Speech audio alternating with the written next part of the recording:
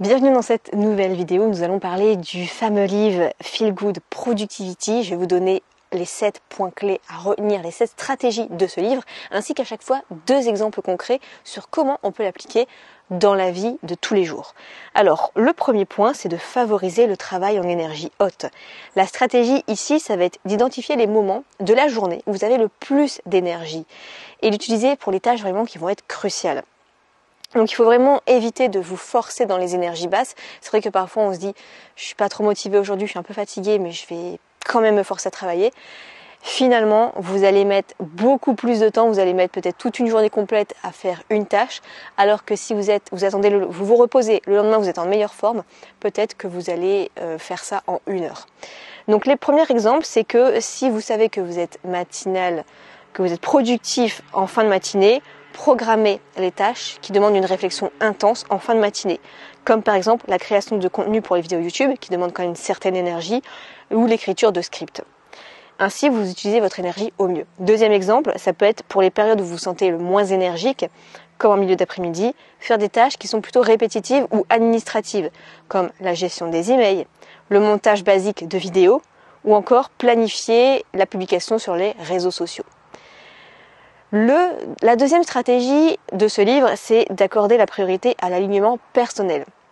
Donc là, ça va être de se concentrer sur des objectifs et des tâches qui sont alignés avec vos valeurs profondes et votre vision à long terme pour maintenir justement cette motivation et éviter la procrastination.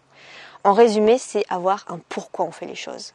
Pourquoi on se lève, pourquoi on travaille autant, pourquoi on fait chaque tâche qui va être importante. Quel est votre rêve? Chacun a son rêve, chacun a son pourquoi.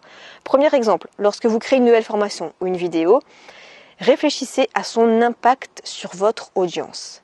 Si le but, c'est d'aider les autres à devenir des entrepreneurs en ligne, tout en respectant des valeurs d'authenticité, d'éviter les stratégies qui pourraient plutôt être orientées vers les ventes agressives, d'éviter ce genre de stratégie de l'objet brillant, d'éviter peut-être de trop montrer de choses bling bling et de rester dans un côté où tout est aligné.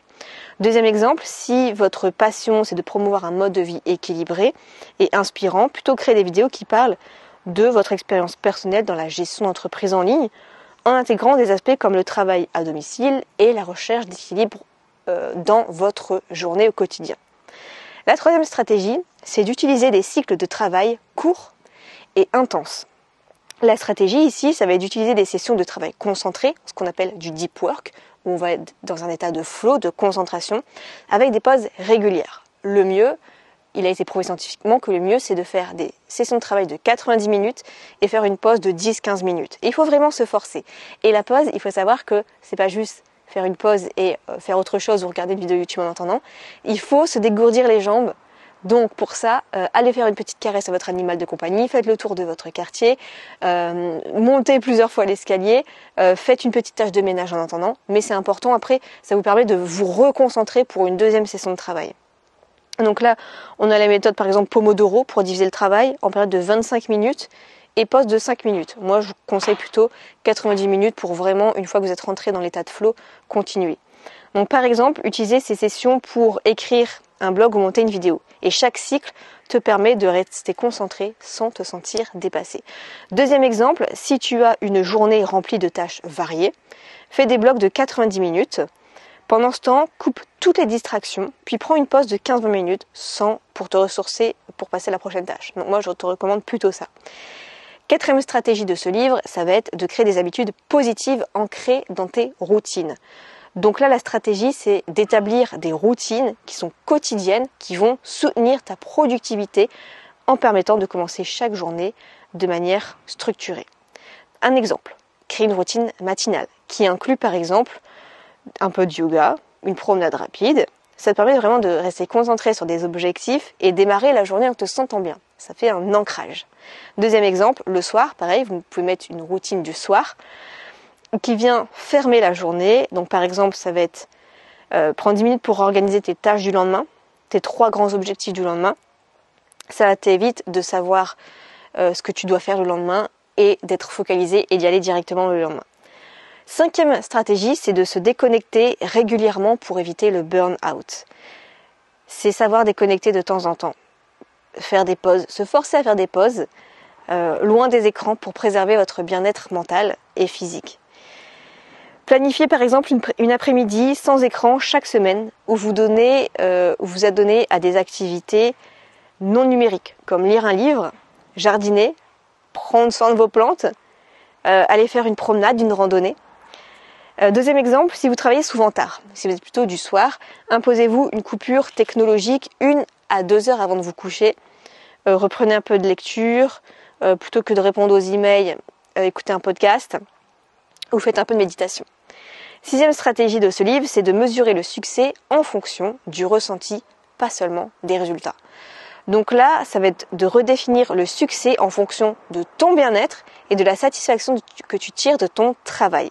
Et pas uniquement juste les indicateurs de performance quantitatifs. Donc là, par exemple, après une journée de travail, évalue ta satisfaction personnelle. Si tu t'es senti concentrée et productive, même si tu n'as pas tout coché sur ta liste de tâches, considère cela comme une réussite. Par exemple, si tu as pris du plaisir à filmer une vidéo, eh bien, même si elle n'est pas encore montée, ça compte comme un accomplissement. Deuxième exemple, à la fin de chaque semaine, ça peut être prendre un moment pour te poser cette question qui est: est-ce que je me suis sentie alignée avec ma valeur dans mon travail cette semaine? Si c'est oui, c'est un succès, même si certains objectifs de chiffre d'affaires ne sont pas remplis à 100%. 7e et dernière stratégie de ce livre, c'est de favoriser les relations humaines authentiques pour nourrir la productivité. Donc là, la stratégie, ça va être de cultiver des connexions qui sont humaines, sincères et des interactions positives pour maintenir ton énergie et ta motivation. Donc c'est important, même si on est introverti, on se ressource quand même un minimum avec d'autres personnes. Pas besoin d'avoir un cercle large, mais au moins de parler un petit peu, d'échanger pour un peu déverser tout ce que vous avez en tête. Premier exemple, programmer des moments réguliers pour échanger avec d'autres entrepreneurs ou créateurs de contenu. Que ce soit en participant à des groupes en ligne, des appels d'échange ou même par exemple parler en privé à des personnes sur Instagram.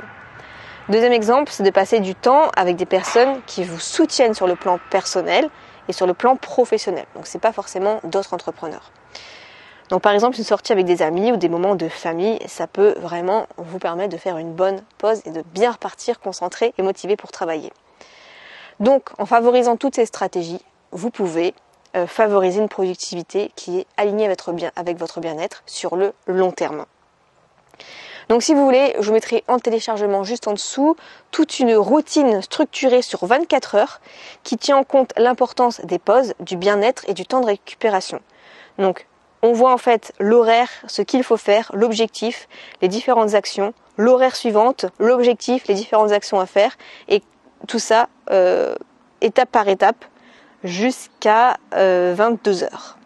Donc c'est un plan qui est basé sur ce livre, qui résume et qui concrétise comment on peut planifier ses journées avec le meilleur équilibre chaque jour. Donc je vous laisse télécharger ça dans la description juste en dessous et je vous retrouve pour une prochaine vidéo.